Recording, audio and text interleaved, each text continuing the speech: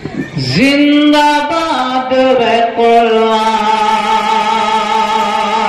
قرآن زندہ باد، زندہ باد ہے قرآن، زندہ باد ہے قرآن۔ نحمده ونصلي على رسوله الكريم، اما بعد۔ میں آپ حضرات کے سامنے قرآن کی فضیلت اور اوصاف کے متعلق کچھ کہنے کی جسارت کر رہا ہوں۔ دعا کیجیے کہ اللہ تعالیٰ مجھے اس ٹوٹی پھوٹی زبان سے کچھ کہنے کی توفیق عطا فرمائے، آمین۔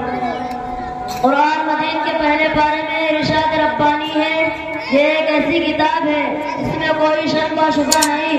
قرآن مجید جو حضرت محمد مصطفیٰ صلی اللہ علیہ وسلم پر نازل کیا گیا ہے، یہ ایک ایسی کتاب ہے اس کی دنیا میں کوئی نظیر اور مثال نہیں ہے۔ اس میں ہمارے لیے دنیا و آخرت کی فلاح و بہبود اور کامیابی و کامرانی کا سامان ہے، جس پر ایمان لانا ہماری دنیا و آخرت دونوں جگہ فوز و فلاح کی امانت ہے۔ اتر کر ہیرا سے سوئے قوم آیا، اتر کر ہیرا سے سوئے قوم آیا، اور ایک نسخہ کیمیا ساتھ لایا، ایک نسخہ کیمیا ساتھ لایا، اور بجلی کا کڑکا تھایا ساتھ ہادی، عرب کی زمین جس نے ساری ہلا دی۔ قرآن اللہ کی وہ کتاب ہے جس کی حفاظت خود رب العالمین نے لے لی۔ قرآن میں باطل کی گنجائش نہ آگے سے ہے، نہ پیچھے سے ہے، نہ دائیں سے ہے، نہ بائیں سے۔ ارشاد باری تعالیٰ ہے، ہم نے اس ذکر یعنی قرآن کو اتارا ہے اور ہم بھی اس کی حفاظت کریں گے۔ یہ اس لیے ہوا کہ اللہ تعالیٰ نے ان کتابوں کی حفاظت کی ذمہ داری نہیں لی تھی، کیونکہ وہ کتابیں ہمیشہ کے لیے نازل نہیں ہوئی تھی، ان کے احکامات قیامت تک کے لیے نہیں تھے۔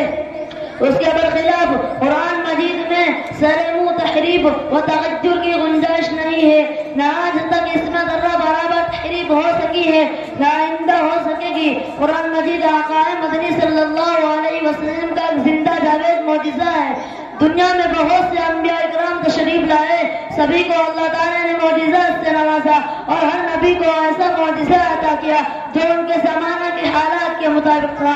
مثلا حضرت موسیٰ علیہ السلام کے زمانے میں جادوگری کا زور تھا، اس لیے ان کو جادو کا معجزہ عطا کیا گیا، جیسے لاٹھی کا سانپ بن جانا وغیرہ۔ اور حضرت عیسیٰ علیہ السلام کے زمانے میں طب کا زور تھا، اس لیے ان کو اس کے مطابق معجزہ عطا کیا گیا۔ لیکن جب ہمارے نبی آخر الزمان محمد عربی صلی اللہ علیہ وسلم مبعوث ہوئے تو اس زمانے میں عرب میں شاعری کا بہت زور تھا، اس لیے وہ اپنے آپ کو عرب اور دوسرے کو عجم یعنی گونگا کہا کرتے تھے۔ چنانچہ دیگر معجزات کے علاوہ ایک زندہ جاوید معجزہ قرآن مجید کی صورت میں بھی عطا کیا گیا ہے، جو اپنی فصاحت و بلاغت اور کمال بیان میں بے نظیر اور بے مثال تھا۔